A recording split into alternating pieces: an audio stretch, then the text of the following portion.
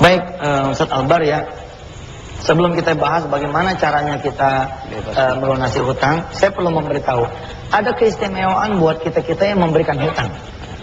Kalau kita bersedekah dibalas 10, tapi kalau kita memberikan hutang itu dibalas 12 kali. Kenapa? Karena kata Rasulullah, orang yang kita utangin itu pasti perlu banget. Kalau kita sedekah kasih duit belum tentu dia perlu. Tapi kalau memang dia utang, pasti dia perlu. Utang yang seperti apa? Tentu saja utang yang bukan utang kayak kita-kita orang begini, tapi utang yang pengen nyari makanan, apa segala. Nah, itu yang kita perlu kasih utangan. Bersedekah biasa 10, tapi kalau bersedekah dengan cara memberikan hutang, 12. Itu 12 kali dibayar. Pengen motor. Kerjaan aja belum disyukurin, udah pengen motor. Bagus kalau dia berdoa. Dia nggak berdoa, dia cari leasing. Kata Allah begini, Allah berfirman nih begini, kamu tuh ya bagaimana sih dikasih pekerjaan, ya bersyukur dulu. Ya, aku ini bisa memberikan kamu pekerjaan, apalagi motor, kan begitu tuh Allah. Ya kan? Tapi yang terjadi apa? Kita tidak begitu. Begitu kita kerja, naik angkot, naik bus, kita capek. Karena capek kita kumpulin duit, kita ngutang ke motor. Akhirnya apa? Nggak kebayar. Begitu nggak kebayar, pusing. Alih-alih kerjaan kita memberikan kita nikmat, pekerjaan kita tidak memberikan kita nikmat. Kenapa? Karena memang kita blow on, bin bodoh, bin tolol, bin malas, bin pengennya cepat-cepat segera memiliki sesuatu, jadilah dia berhutang. Coba kalau dia pelan-pelan aja, terima kasih dulu sama Allah, merayu Allah. Ya Rabb, alhamdulillah, Engkau telah memberikan saya pekerjaan, tapi jauh nih ya Allah. Oh, naik angkot 3 jam. Rob, kayaknya mah kalau naik motor nih ya, naik motor nih, bisa setengah jam kali. Jadi kan 2,5 jamnya saya bisa ngaji, saya bisa sembahyang, saya bisa ibadah, ya Allah. Terus begitu. Kemudian begitu dapat duit, sodako. Dapat duit, sodako. Dapat duit, sodako. Allah akan perintahkan malaikat motor. Salah nggak saya ngomong? Nggak salah bos. Ada firman Allah bunyinya begini. Innalladzina qalu Rabbunallahu thumma istaqamu tatanazzalu alaihimul malaikatu alla takhafu wa la tahzanu wa abshiru bil jannati allati kuntum tu'adun. Siapapun yang udah dekat sama Allah, dia deketin terus Allah, dia istiqomah bersama Allah, tatanazzalu alaihimul malaika, Allah akan kirimin buat dia malaikat. Salah nggak kalau saya bilang Allah ngirimin kita malaikat motor? Enggak. Kita pengen jalan, tiba-tiba ada orang bilang begini, saya mau pulang kampung mas, agak lama nih 3 bulan, nggak mungkin motor saya bawa, daripada nggak ada yang panas-panasin, mas pakai deh, 3 bulan kita pakai motor, gak usah kredit tuh. Kita doain aja dia nggak pulang-pulang dari kampungnya, nggak? supaya dapatnya. Bener loh. Sekarang nih kacau, saya bilang kacau. Pergi haji aja ngutang. Saya terus terang ya, saya hormat sama bank yang memberikan pinjaman haji. Saya hormat. Tapi saya lebih hormat lagi sama bank-bank yang turun aja ke bawah, jangan membuat sesuatu orang pergi haji jadi ngutang. Turun aja dia ke majelis taklim, kemudian dia bilang begini, bapak-bapak, ibu-ibu pengen berangkat haji? Pengen. Nah kalau pengen begini, nabung di bank saya ya. Tapi jangan buat haji, nabung nawaituin buat orang-orang yang susah. Nanti begitu setahun nih Ramadan besok, ambil duitnya, kemudian sedekahin. Insya Allah, kayaknya belum sempat diambil Ramadan berikut pun Allah sudah berikan situ jalan buat haji. Begitu, ini merusak. Saya mohon maaf ya, saya betul-betul nih, saya nggak redo tuh sama bank-bank yang pada nawarin umroh ngutang, haji ngutang. Ngapain sih? Bikin bangsa gua nih emang segala apa ngutang. Saya sebel nih bener. Apa sih? Kalau emang belum mampu pergi haji, ya wes diem. Jangan maksain. Kalau begitu pulang dari haji mati, yang bayar siapa tuh utang? Kenapa tidak diajarkan kepada jamaah ya kita semua sholat duha, habis sholat duha ya Rob pengen pergi haji, sholat malam ya Rob pengen pergi haji, terus ngelihat TV. Ini TV nggak nganterin ke Mekah nih, kalau saya liatin doang, baik saya jual aja deh. Jual, kemudian kumpulin anak-anak yatim. Sambil nangis kita bilang sama anak yatim, nah kamu tahu nggak, emak nih ya bapak ngasih makan kamu nih, jual TV, doain emak ya, doain bapak ya, supaya ini makanan yang Bapak kasih ke kamu ya Allah, dibayar sama Allah dengan tiket ke Mekah. Jadi tuh. Kawin ngutang, Allahu Akbar. Sekarang semua apanya ngutang.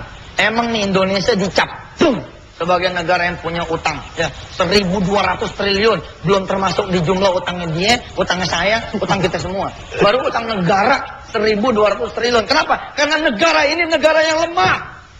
Negara lemah saya bilang. Apaan tuh? Dia pinjam sama negara asing. Ketahuan kita banyak nih duitnya. Kenapa sih kita nggak dagang? Usaha. Jangan utang. Udah gitu celakanya, bayar utang pakai utang. Gali lobang? Bukan, gali lobang, gali lagi empang. Kalau gali lobang, tutup lobang, namanya impas. Ini gali lobang, yang kita gade apa? Yang kita gade tambang emas, yang kita gade tambang batubara, yang kita gade perusahaan-perusahaan multinasional, yang dibeli sama asing, duitnya murah. Itu tuh, negara kita tuh. Kita contoh negara kita, gagal dia negara kita. Karena negara kita, bukan negara duha. Bukan negara tahajud, bukan negara sedekah, bukan negara birrul walidain, bukan negara berjamaah di masjid, tapi negara yang bawaannya ngutang. Kalau presiden yang besok nih, kalau emang dia bakalan ngutang, siapapun nih presidennya, mau nanti Mega yang jadi kek, mau nanti SBY yang jadi kek, kalau yang jadi Yusuf Kala kek, kalau sampai nanti dia berhutang, kita musuhin. Saya nggak baik nih ngomong begini pagi-pagi ya. Masa Ustadz musuhin orang, biarin. Biar dia denger. Kalau sampai dia nanti kebijakan utang, kita nggak redo nih, negara kita nggak redo. Lebih baik, presiden yang baru, mari. Tiap malam Jumat, yuk yasinan sama kami semua se-Indonesia. Presiden yang baru, yuk kita sholat duha bersama-sama se-Indonesia. Masa 200 juta penduduk Indonesia ya, yang dibawa kepemimpinan Anda nggak mampu berdoa yang dikabulkan oleh Allah Subhanahu Wa Taala. Woi presiden, kami siap puasa Senin Kemis. Lalu kemudian ketika berbuka, kami berdoa supaya negeri kami ini bebas hutang, tanpa lagi hutang yang baru. Bohong aja itu orang ngasih utang, nggak ada kepentingan bohong. Kita aja Pak kalau ngasih utang kan kita pengen ada lebihannya. Ketika kita minjem sama rentenir apalagi, surat tanah kita dipegang, bayaran udah tinggal dikit tetap dihajar. Coba berasa nggak kredit mobil saudara? 36 bulan nih perjanjiannya, 30 bulan lebih saudara-saudara itu tepat waktu. Di bulan ke-31 saudara nggak bayar, di bulan ke-32 saudara nggak bayar, di bulan ke-33 dengan kejamnya mobil itu kemudian disita tanpa kita punya hak sedikit pun. Disodorkanlah, nih perjanjiannya begini. Kalau saudara tidak bayar, maka aset itu milik kami. Jadi kalau ada orang yang nawa itu dari awal, Mas saya pengen kawin nih, bisa nggak pinjemin saya duit? Tabok aja tuh orang. Iya benar. Bangsa ini, omongan saya jangan hitam putih ya. Nabok tuh bisa dengan omongan yang kita pahit kayak begini. Dengan sikap. Udahlah, Mas, kapan kawinnya? Agustus, Bang Haji. Sekarang bulan apa? Bulan Juni. Aduh, masih jauh tuh. Juli, Agustus, masih ada sebulan setengahan. Udah deh. Nanti malam datang sama Bang Haji, kita sholat malam. Yuk, Bang Haji mau doain supaya situ kawin gak perlu ngutang. Celaka. Sekarang ibu-ibu, bapak-bapak di rumah masing-masing cek. Jangan-jangan toilet boleh ngutang tuh. Kloset boleh ngutang. Kenapa? Karena kita beli pakai kartu kredit lah. Seisi rumah nih, utang semua isinya. Kita senengin istri kita juga ternyata pakai utang juga. Sudahlah Mas, Mbak, Pak, saya ngomong begini karena saya capek sama utang, capek. Saya kasih tahu. Kalau udah kejebak utang, capek. Lihat bangsa ini. Puluhan tahun nih nggak bergerak. Ya, sebabnya dia utang. Presiden yang baru ngomong, ini utang lama sih. Presiden yang baru lagi, ini utang lama sih. Ya sudah, makanya jangan ditiru yang salah. Mari kita sama-sama nanam singkong kita jual. Mari kita sama-sama nanam ubinya kita ekspor. Mari kita cari di mana tambang-tambang kita yang masih berhasil. Tambang ini kemudian kita panggil negara-negara yang pengen mengimpor dari kita. Bilang sama dia, lu mau tambang gua? Sini, bayar DP-nya. Selesai juga tuh. nggak perlu kita begini begitu ya. Baik, maaf nih pagi-pagi ya udah marah-marah. Ya itu dia saya bilang, apa yang salah dengan rumah kontrakan misalkan gitu ya? Nggak ada yang salah, yang salah tuh nafsu kita. Apa yang salah dengan tidak punya TV? Nggak ada yang salah. Tapi ketika kita pengen punya TV, lalu ada tetangga bilang, boleh lo bayar 11 kali ya. Ini TV harganya 1 juta, tapi jadi 2.200.000, lo bayar tiap bulan 220.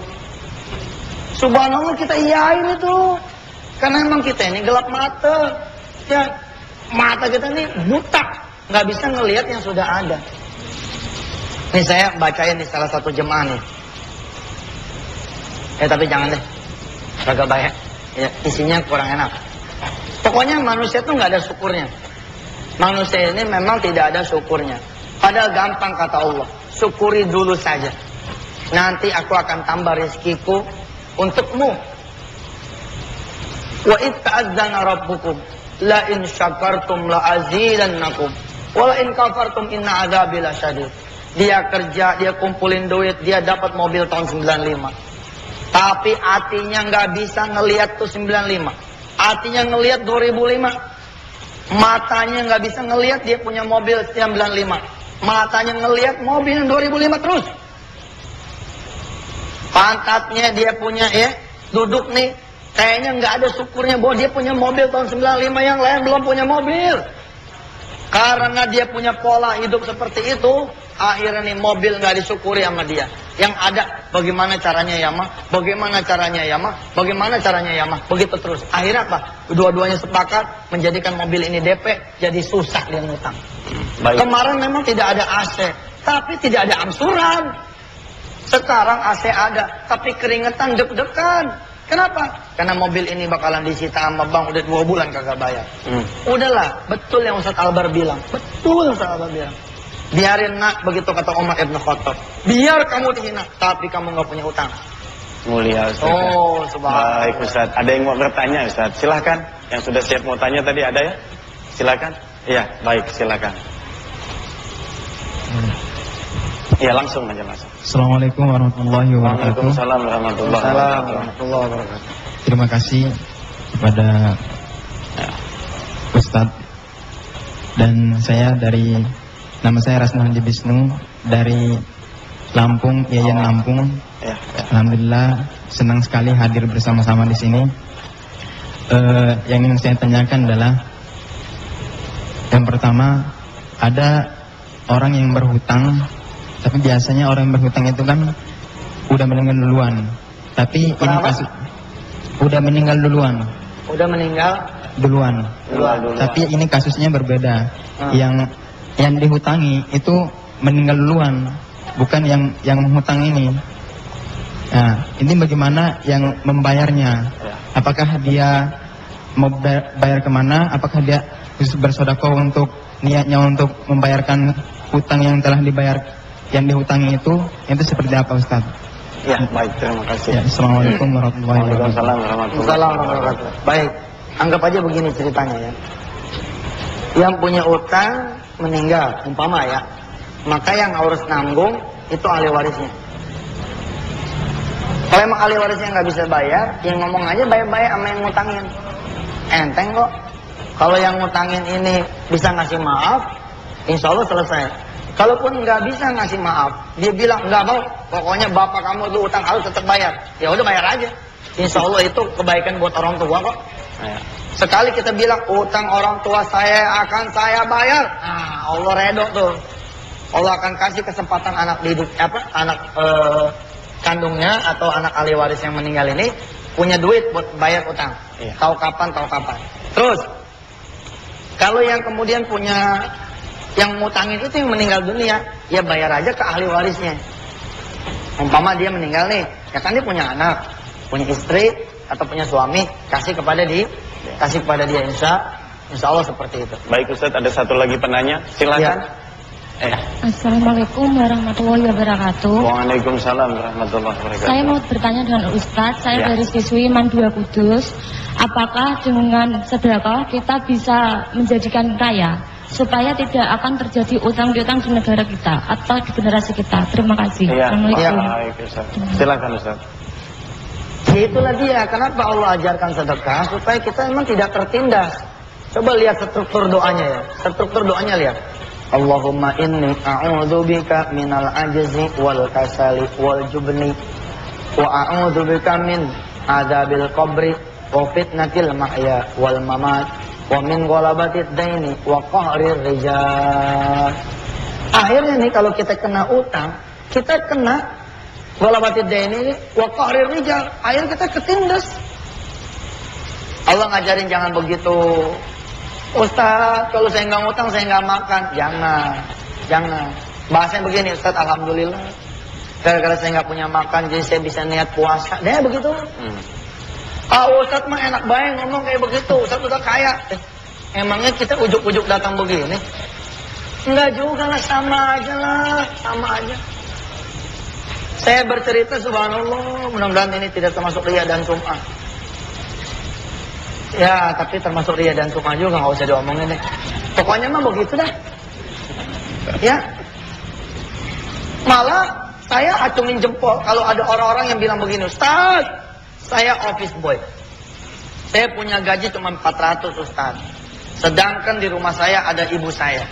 Sedangkan di rumah saya ada adik saya kudu biayai. Ustaz, kalau kami nggak puasa Daud, niscaya nggak mungkin kami bisa sedekah. Ustaz, saking pengennya saya bersedekah, kami sekeluarga memilih puasa Daud, Ustaz. Kami memilih jalan kaki ke tempat kerja kami dan ke tempat kami sekolah. Alhamdulillah, Ustaz, Allah malah bikin saya punya uang sedekah setiap bulannya itu 50.000 sebab kami bisa seperti itu. Saya acungin jempol. Tapi saya bilang, buat orang-orang yang udah punya makanan lalu bilang gini, naruh di mana ini makanannya ya? Oh, naruh di kulkas, kulkasnya belum ada. Ngutang. Sekarang pusat-pusat perbelanjaan itu memerangkap kita semua. Dengan dia kasih kita kartu kredit buat kita itu belanja. Akibatnya apa coba? Kita niat beli terasi, yang enggak kita beli.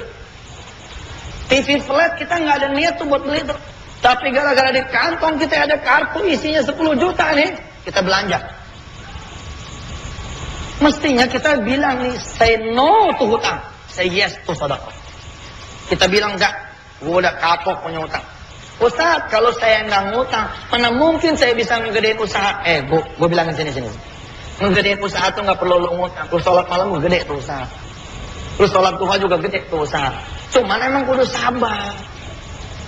Jangan lu sholat duha baru sebulan 2 bulan lu pengen gede usaha. Lu jangan dong, tenang aja dulu. Ustaz, kalau saya nggak ngutang dari mana? Saya modal dagang dari Allah. Sholat duha aja dulu, bilang sama Allah, Roh, saya udah nggak kerja, masa sih nggak usaha? Tapi saya pengen usaha, dari mana duitnya? Kalau ngutang, nggak ada. Kayak nggak percaya engkau bisa ngasih modal aja. Saya mah percaya nih Rob, engkau bisa ngasih modal saya nih. Tolong ya Rob, yang lain datang ke orang lain, saya mah datang ke engkau saja. A'attakhidhu min dunihi alihatan yuridur rahman bi dhurril la tughni anni syafa'atum syai'a wa la yunqidun. Buat kita ini Allah saja. Pengen apa? Udah minta sama Allah. Insya Allah. Tradisi berhutang kita katakan pagi ini nggak usah lagi. Saya nih orang yang kapok. Kapoknya ini kapok kuadrat. Bukan cuma kapok, tapi kapok kuadrat. Kenapa dulu saya begitu gampang berhutang? Padahal harusnya kita gampang duha, gampang tahajud, gampang sedekah, gampang puasa, gampang minta doa. Insya Allah nggak perlu kita utang, kita bisa dapat apa yang kita inginkan. Insya Allah. Iya, ini ada adik-adik kita ya yang masih hadir, masih mengikuti tayangan kita. Ya. Dari Kudus ya, asalnya dari 2 Kudus ya. Saya berdoa mudah-mudahan seluruh anak-anak Alia di seluruh Indonesia bisa mendapatkan kesempatan beasiswa ya ke Al-Azhar Kairo ya di Mesir atau di Madinah atau di Mekah atau di Damaskus Syria atau di Yaman Hadramaut atau dimanapun, asal syaratnya ketika sekolah ikutin tuh gurunya. Sebelum masuk kelas, sholat duha. Atau ketika yang lain istirahat, kita duha. Yang lain bangunnya pas subuh, Ananda semua bangunnya sebelum subuh. 1 jam atau 2 jam sebelum subuh. Lebih better, lebih bagus. Kemudian mahabbah sama guru, mahabbah sama orang tua yang betul khidmatnya, sekhidmat-khidmatnya. Insya Allah, Jepang punya Allah, Amerika punya Allah, Australia punya Allah, Jerman punya Allah. Negara manapun sebagai destination kita punya Allah. Kalau Allah bilang, Jepang buka buat anak-anak yang pada tahajud kepadaku, terbuka juga tuh Jepang. Nggak perlu kita pakai cerita ke embassy segala. Banyak cerita. Ada, saya punya sahabat itu sekolahnya tuh di nama sekolahnya lucu, SMU Negeri Tinggi Moncong. Iya, nggak terkenal itu sekolah. Tapi waktu saya ke Jepang, ada dia di sana. Ternyata dia ngebeli beasiswa ke Jepang itu. Dengan setiap malam dia tahajud kepada Allah. Lalu dia berdoa kepada Allah, Rob, saya pengen banget beasiswa ke Jepang. Dia sebut lagi. Bahkan dia pahat di batu, di salah satu hutan di Makassar sana, di Sulawesi, di batu. Memang pengen ke Jepang begitu. Itu terjadi berangkat itu. Kenapa sedekah bisa begini dan bisa begitu? Karena memang itu sudah janjinya Allah Subhanahu wa taala. Saya membuat satu buku yang isinya adalah mengajarkan bahwa sedekah itu bukan kebetulan. It's a method. Dia adalah sebuah metode. Sebuah metodologi untuk mencapai sesuatu. Judul bukunya The Miracle of Giving. Keajaiban-keajaiban sedekah. Memang tidak cukup waktu kita untuk membedah di sini. Tapi ingin saya sampaikan bahwa sedekah itu memang menjadi penarik energi. Jadi ketika kita, dan secara psikologis juga benar. Umpama kita sakit nih, kita menderita. Suatu saat kita baca hadis, dawu mardhakum bisadaqah. Obati penyakit kalian dengan bersedekah. Kita yang sakit ini jalan ke orang-orang yang sakit juga, tapi tidak bisa beli obat. Begitu kita kasih dia, hati kita jadi nyes. Ya Allah, kita sakit tapi kita masih dapat buat beli obat. Ini ada yang sakit nggak bisa beli obat. Saya sakit masih bisa dipapah sama anak dan istri. Ini dia sakit tergeletak di tempat tidur, nggak ada keluarganya. Akhirnya apa? Akhirnya kita udah senang duluan. Kita miskin, kata Rasulullah, keluar. Cari yang lebih miskin daripada kalian. Beri makan tuh yang lebih miskin daripada kalian. Begitu kita keluar nih ngasih makanan yang kita simpen buat ntar malam, tapi karena ntar malam masih jauh, kita bismillah, kita cari siapa yang belum bisa makan di pagi ini. Begitu kita kasih, apa kata dia? Makasih ya Pak Haji, makasih. Jangan Pak Haji, saya masih miskin. Oh makasih Pak miskin. Makasih Pak, Bapak udah ngasih saya makan, anak-anak saya dari semalam belum makan. Subhanallah, saya miskin tapi semalam saya makan. Saya miskin tapi semalam saya kenyang. Ada orang-orang yang dari semalam belum makan. Maafin saya ya Allah. Kenapa saya harus khawatir dengan rezeki siang dan malam, sedangkan saya tidak bersyukur di rezeki yang semalam. Wah, luar biasa. Orang-orang yang gajiannya kurang dan kurang. Selama dia mikirin yang kurang, dia tidak akan pernah merasa cukup. Betul.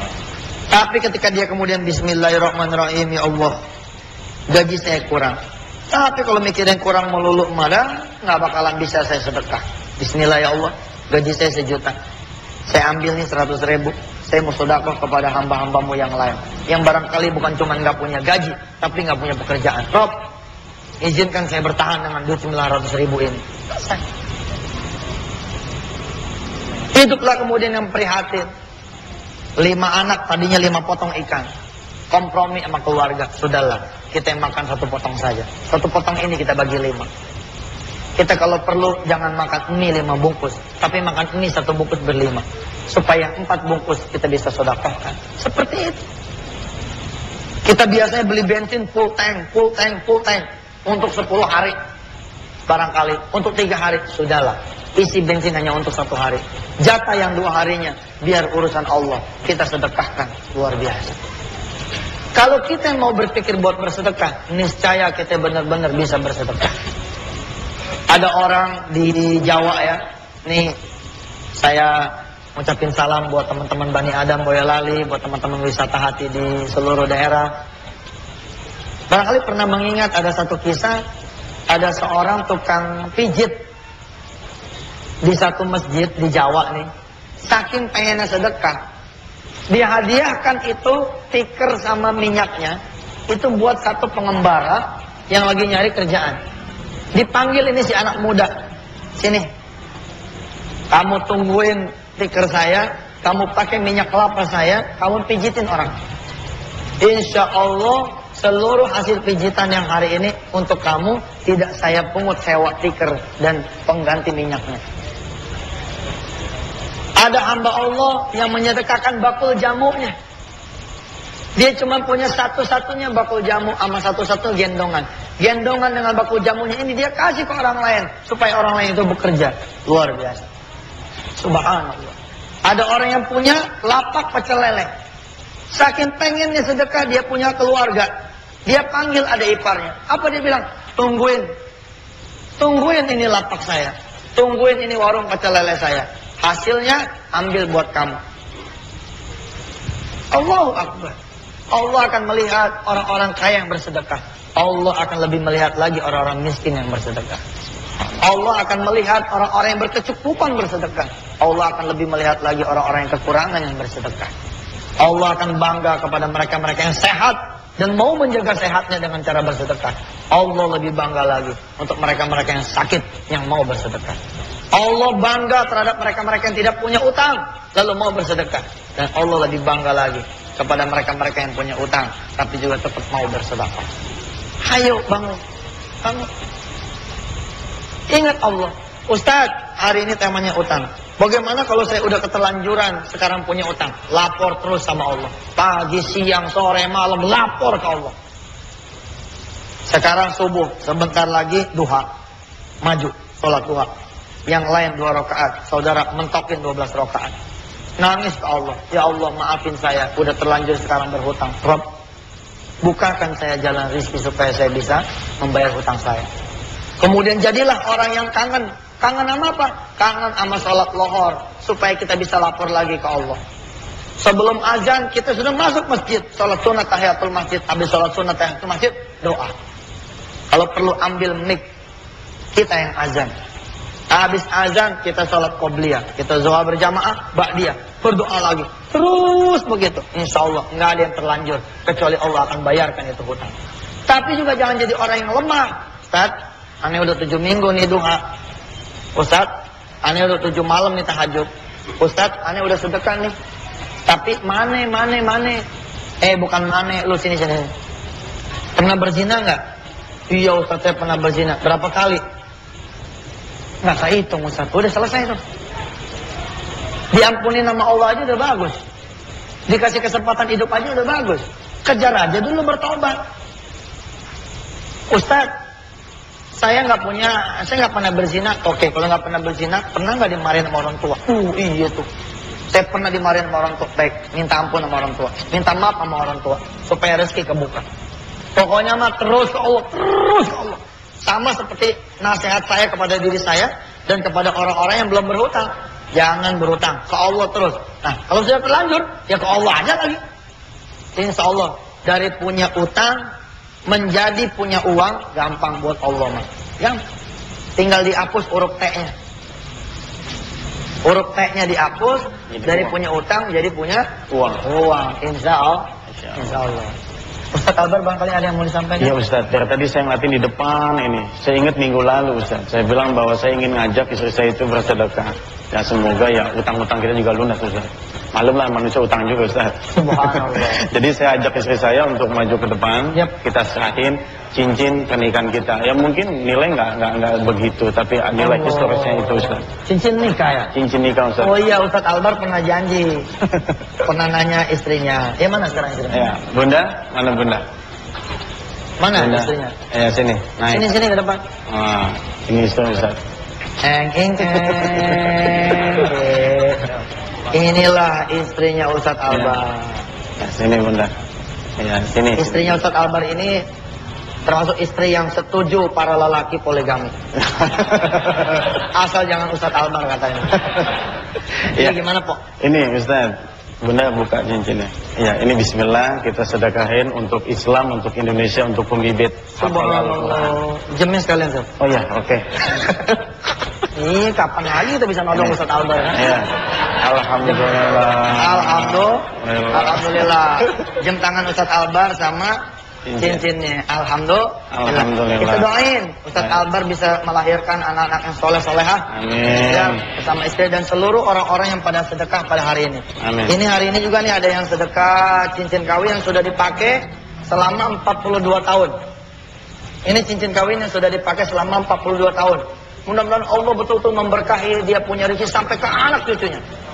Ini juga ada yang menyedekahkan kalung dari pernikahannya dia juga.